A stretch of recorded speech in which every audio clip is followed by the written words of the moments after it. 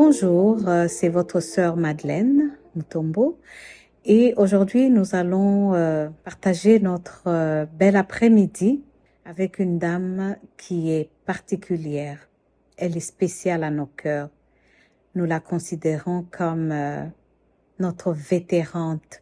C'est une vaillante héroïne et elle s'appelle Maman Camille. Je vais vous laisser la découvrir. Elle va vous parler d'elle, de ses petits secrets.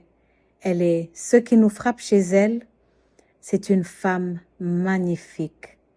Elle est belle de figure et belle de cœur. Elle est coquette. Aujourd'hui, elle a célébré ses 87 ans.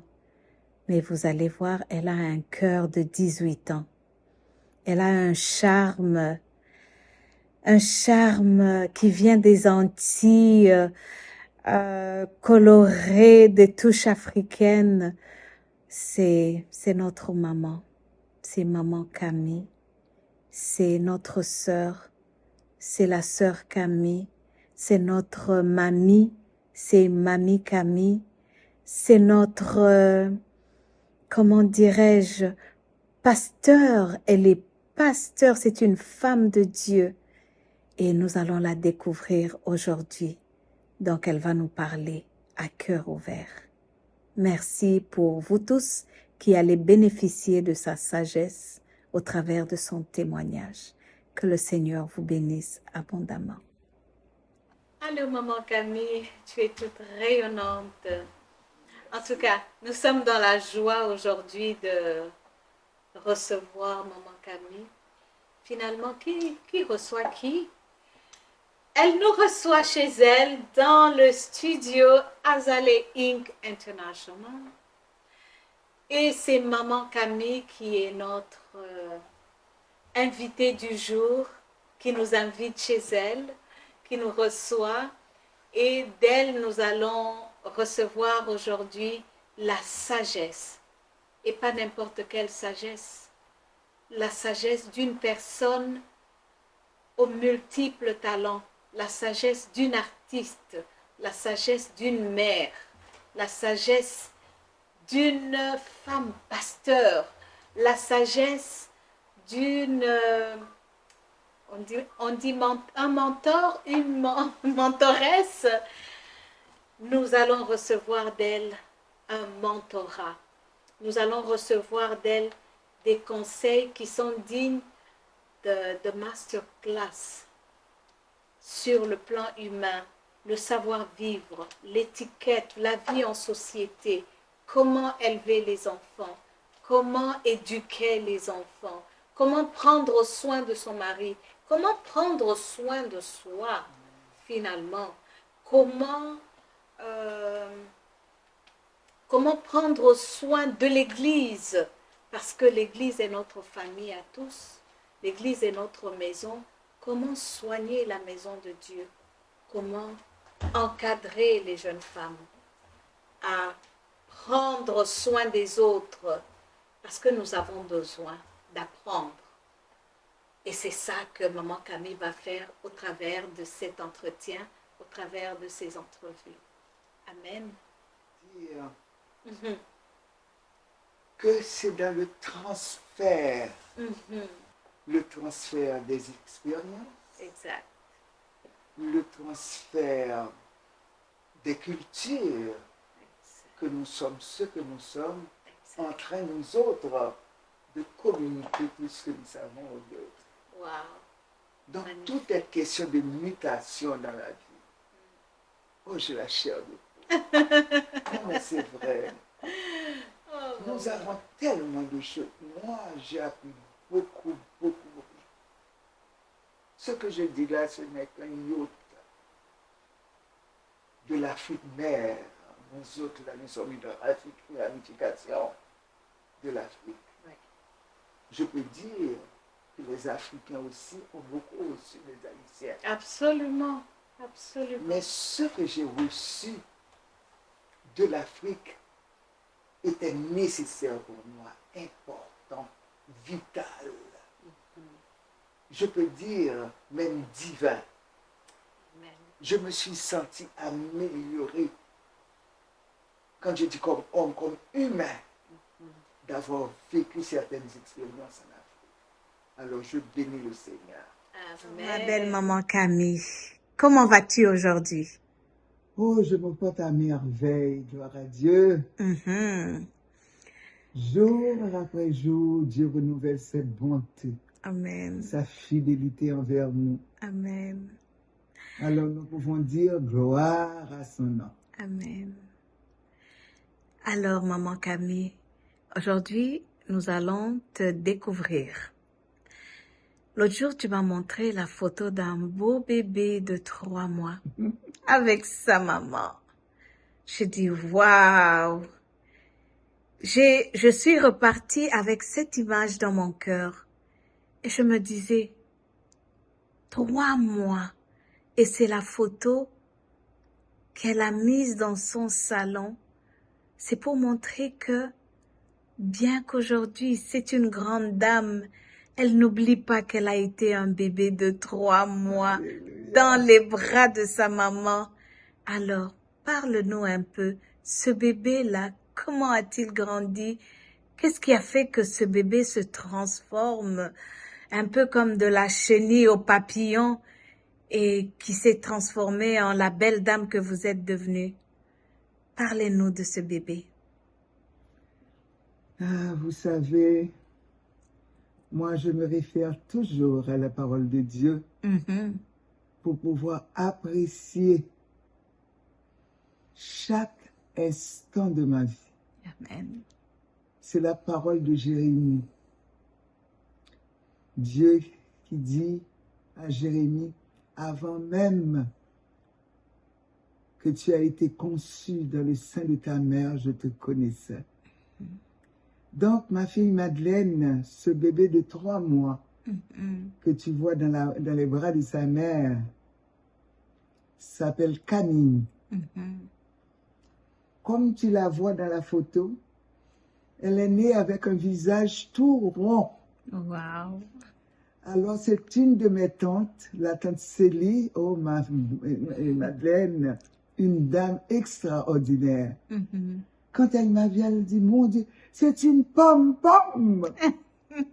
C'est ainsi que ce sobriquet m'est resté jusqu'aujourd'hui. Wow. Dans la famille, on m'appelle Popom.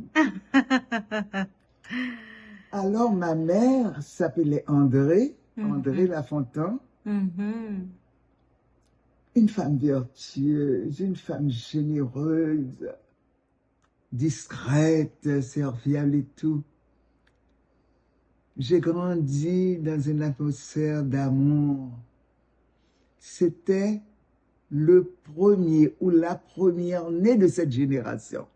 Wow. Donc, tout le monde attendait la venue d'un bébé venant de ces jeunes filles-là, ces filles radieuses. Ma mère avait 5 sœurs. Alléluia. Amen. Alors, d'un autre côté, j'ai eu mon père, Augustin Vielot, Mhm. On va le voir tout à l'heure. sans prétention aucune. Cet homme était noble. Mhm. Les jeunes comme les vieux tiraient le chapeau pour le saluer. Une prestance dans l'humilité. J'ai vu mon père un jour habillé d'un costume tout blanc, cravate noire, chemise blanche, canne à pommeau d'argent, voyant une marchande de légumes qui portait un bébé avec un panier géant sur la tête, pesant. Mon père a déposé sa canne par terre et il appela la dame et l'aida à soulever le panier pour la soulager de ce poids. Et le beau monsieur ne s'est pas soucié de son beau costume blanc. Yes, il a aidé la dame. Il a soulevé le panier pesant et il a tiré quelques sous de sa poche et le lui a donné. Alors j'ai grandi dans cette atmosphère, dans cette ambiance. Mon père s'appelait Augustin Viello. Wow, un bel homme Merci. distingué. Il devait être fier de vous. Oh, il l'a été, il l'a été. Alors, comme sur la terre, il n'y a rien de parfait, la perfection ne se trouve qu'en Jésus-Christ. Amen. J'ai connu un petit épisode malheureux dans ma vie, parce qu'il y avait quelque chose d'endémique dans notre pays, c'est le préjugé de couleur. Comme tu peux le constater, sœur Madeleine, ma mère est une métisse, comme vous le dites chez vous, tandis que chez nous, c'est la mulâtresse qui a épousé un noir. Alors moi, je suis sortie avec cette couleur de peau. Je ne pouvais pas dire que je n'étais pas bien accueillie dans la famille, mais avec l'arrivée des autres frères et sœurs qui sont d'un teint plus clair, les cheveux plus lisses, l'entourage considérait ces enfants-là ou plus beaux ou et assurés d'un avenir meilleur que le mien. Mais mon père était toujours derrière moi pour attiser en moi comment dit-on ça, comme l'amour de soi-même. Amen. Le respect de soi-même. L'estime de soi. L'estime de soi. Merci, ma sœur. J'ai grandi avec, je peux dire, cette fierté d'appartenir à la famille Viello, mon père Augustin Viello. Alors, gloire soit rendue à Dieu. Le préjugé de couleur n'a pas été comme un stigmate dans ma vie. Amen. Voyez-moi. Et on a pris un taxi. Et le chauffeur pensait qu'on était des Américains noirs. Parce qu'en Haïti, le tourisme était florissant à une époque. Alors il se dit, ah, aujourd'hui je vais me faire quelques sous. Ah. Alors qu'on était jeunes, on avait peu d'argent. Et mon mari et moi, on s'est échangé un regard. Et on est assis dans le taxi. Au moment de descendre, on lui dit, papa, merci. Hein? Alors on lui donne exactement ce qu'on devait lui payer. Il dit, oh, je pensais que vous étiez des Américains noirs. Eh bien, comme je vous regarde aujourd'hui, je vous vois en tant que président d'Haïti et sa femme. Jesus. Monsieur, ça ne vous intéresse pas de poser votre candidature? On a rigolé et on s'est séparés. Wow, c'était un prophète. Moi, je crois que Dieu m'a doté d'une faculté, m'a donné un ministère privé, un ministère de groupe, pas quelque chose de populaire, aller, politique ou quoi. Je ne pense pas. Mais pour moi, je serais plus efficace en groupe. À la présidence. Oui. C'est pas. Pour enseigner. Peut-être enseigner les femmes des présidents. Tu comprends? C'est parce que c'est le même rôle, mais différemment. Exactement. Encadrer les femmes de président, leur enseigner le protocole. N'oublie pas. C'est Azéla,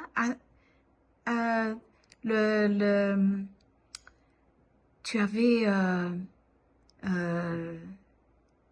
tu enseignais, tu donnais des formations sur l'étiquette.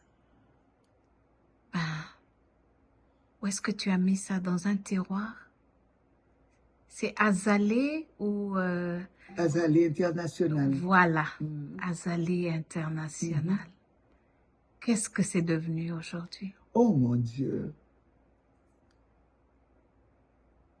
Ma sœur, comme tu me demandes de parler à cœur ouvert, moi, je ne suis pas quelqu'un qui peut donner à moitié, ou je ne donne pas du tout, ou je donne tout ce que j'ai. Alors, grandissant,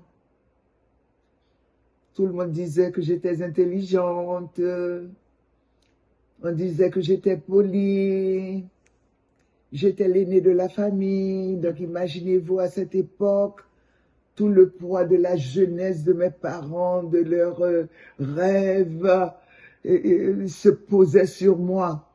Quand il y a un petit problème parmi nous dans la maison, ma mère m'appelait instigatrice de désordre. Oh mon Dieu, les aînés n'ont pas eu la vie facile. Le poids de tous les péchés des autres. Aïe, aïe, aïe. Mais c'était le bonheur, on était au nombre de 8, on était bien. Oh mon Dieu.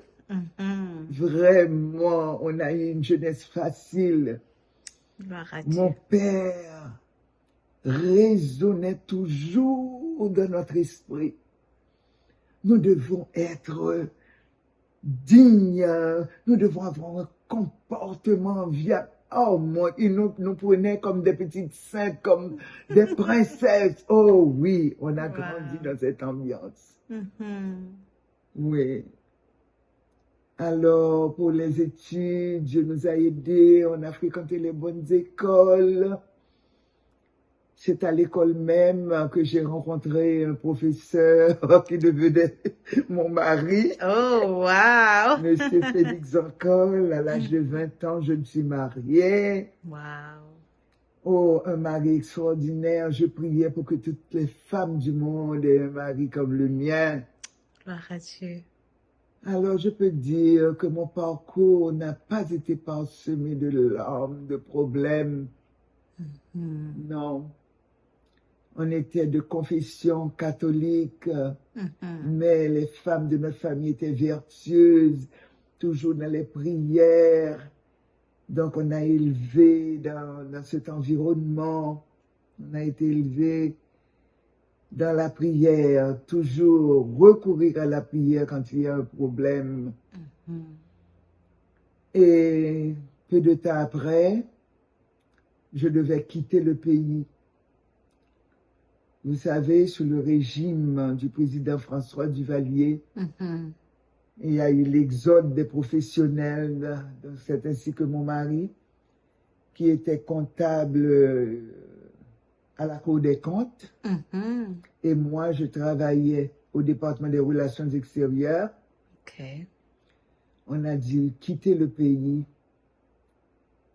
mais je dois ajouter sous l'égide de notre Seigneur Jésus-Christ, parce que c'est à la suite d'un songe que je me vois dans un pays étranger, etc.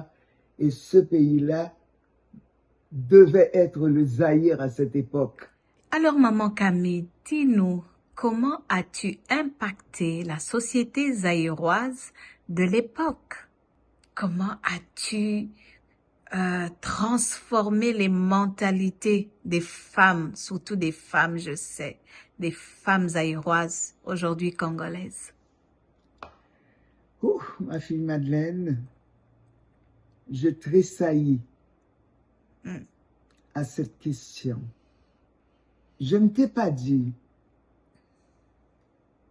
que mon passage au Zaïre était conduit par la main de Dieu. Donc, quand j'avais reçu Jésus-Christ dans ma vie et que je voyais l'essor, je voyais, comme tu viens de le dire, l'impact que j'avais sur la vie des femmes zaïroises. En dehors de cela, je me serais enorgueilli, je me bomberais ma poitrine pour dire que jamais. Vous en êtes témoin, J'ai toujours été l'humble servante Amen. des femmes d'Isaïr à cette époque. J'étais arrivé au bon moment Amen. où il y a eu un rebond économique dans le pays, où les femmes étaient émancipées, voulaient occuper une place dans les milieux politiques, sociaux, je peux dire professionnels en général. Donc, il fallait qu'elles aient l'apparence, la beauté, la coquetterie, l'attitude irréférente. Donc, j'étais, je peux dire, la première noire. Donc, pour être noire, c'était un avantage pour moi. Amen. Elle me faisait confiance. Exact. Même dans leur petite intimité. Wow. Donc, j'étais à leur service. Depuis la plus nantie jusqu'à la petite employée de magasin. Elle me faisait confiance parce que pour moi, chacune d'elles avait son dossier. Je ne partageais jamais les petites confidences, les petits secrets de l'une avec l'autre, jamais. Donc, elle me faisait confiance. Et c'est ainsi, par ricochet, vous le savez, et ça vient de la parole de Dieu qui nous dit, celui qui arrose est toujours à son tour arrosé. Amen. Donc, Dieu m'a arrosé par une prospérité. Je travaillais, je gagnais de l'argent, j'aidais les communautés. Donc, je suis resté 22 ans au Zaïre et le Zaïre est devenu mon pays d'adoption, mon pays de cœur. Amen.